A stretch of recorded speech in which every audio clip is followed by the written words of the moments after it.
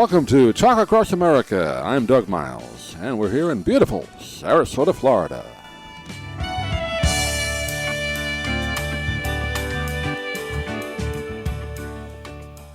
And great pleasure right now to welcome to the show on our book talk segment. Also a very interesting book, really is historical, but also involves the world of literature. And the name of it is Cold Warriors, Writers Who Waged the Literary Cold War. We're joined today by Duncan White. He's a journalist and academic who is the Assistant Director of Studies in History and Literature at Harvard University, and of course talks to us from up in Boston today. And Duncan White, good to talk with you. How are you? I'm great, thanks. Thank you so much for having me on. Yeah, quite a book you put together there. The project of doing the research on it, because you really go through the history of over 100 years, really, or almost 100 years of these authors who were part of American history. We've heard about them in school if we paid any attention, but they really had more than just the fact they were writing books. I mean, there's a propaganda portion of what they did, whether good or bad, right? Absolutely, yeah.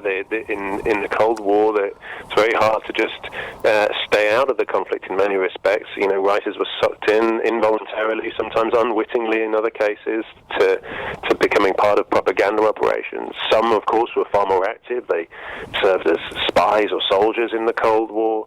Some lent their pens directly into the service of the cause on both sides of the Iron Curtain. So, it fascinated me to discover just how central literature was to the Cold War, and to this, and I just was intrigued by this idea that books could be deployed as weapons to attack the enemy. I think we're seeing it, today in today's technology, with technology, how the media, television, radio, and now internet, social media is being used. But you go back, not a lot different what they were doing back then, although it was in book form, right?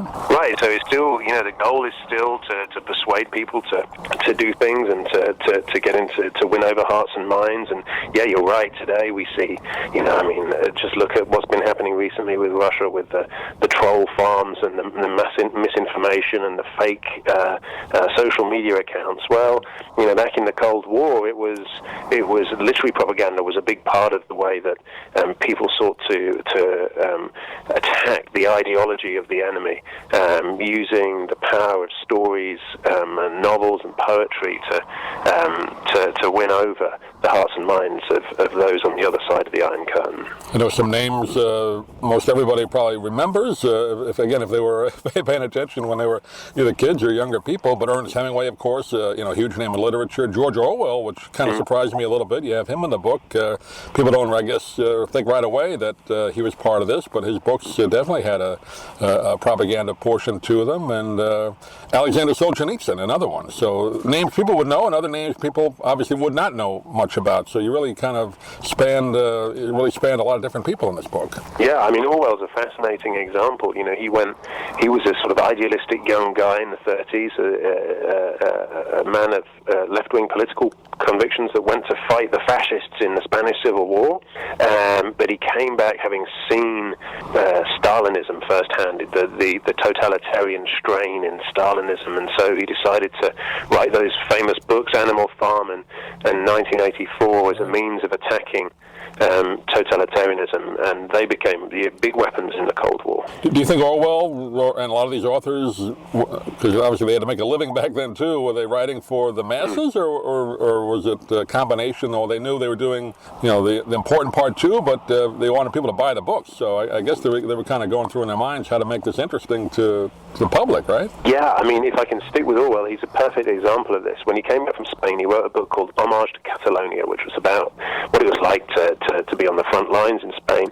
Almost nobody bought it. Nobody read it. It was a very, it's a complicated subject, and he didn't find many readers at all. So it was a really conscious decision on his part to write Animal Farm with a much larger audience in mind, a mass audience in mind. So he chose to use the idea of a fairy tale, a children's story, the story of a farmyard, as a kind of allegory for the Russian Revolution and Stalin's seizure of power and control of Russia. So you really saw writers reaching out to people, and because they could, that's what made them so valuable to governments and intelligence services that wanted to try and persuade people to think in a certain way. And after a while, the different governments, in the book, not just the U.S., but Russia and other countries, would representatives contact these authors and, invite them to wherever to, have a discussion with them? Hey, we'd like you to kind of do this for us, or was it not that open?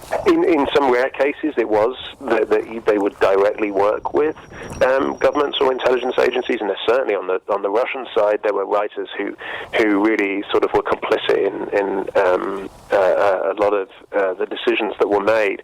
But for the most part, these books were used without the knowledge of writers. Mm-hmm. For example, one that I give pretty early in the book is that Animal Farm itself, a group funded by the CIA, translated it into Polish in a special lightweight edition, and then they attached these books to weather balloons, and when the wind was right, floated them over the border into Poland, with the idea that these books would, rain down and be picked up by Polish citizens who would read it and begin to think critically about the Communist Party and Moscow's control of it.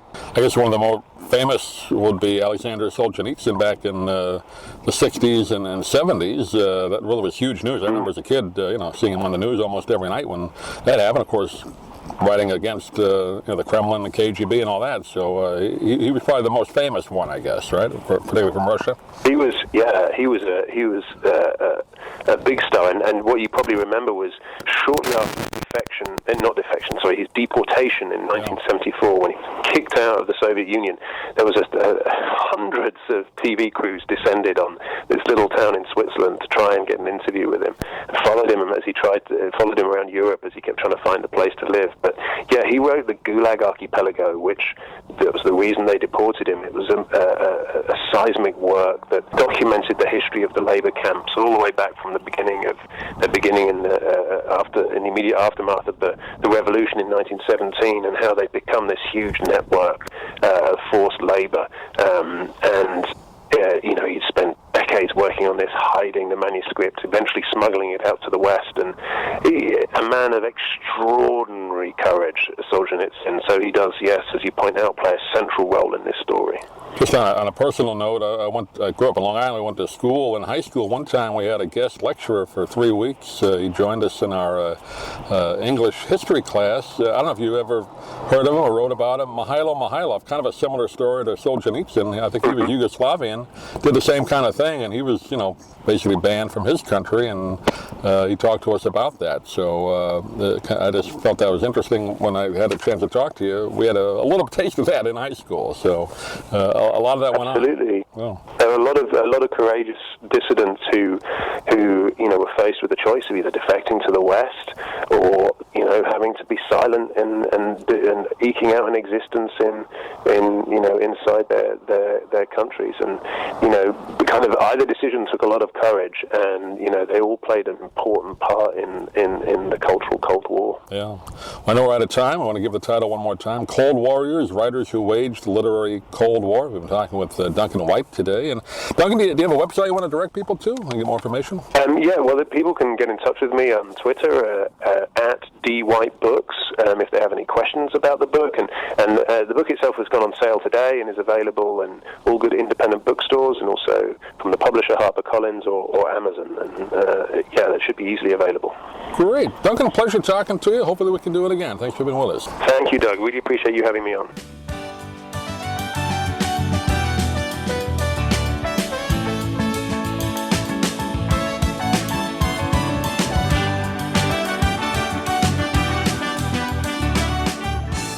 Thank you for joining us today on Talk Across America.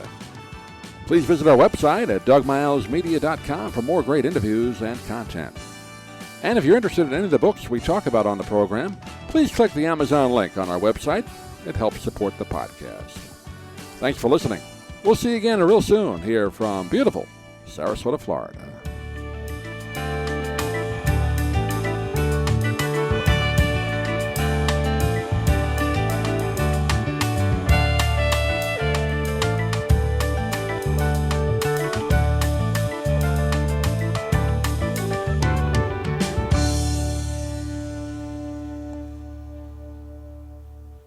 I'm Stan Brock. 30 years ago, I formed Remote Area Medical to help people overseas.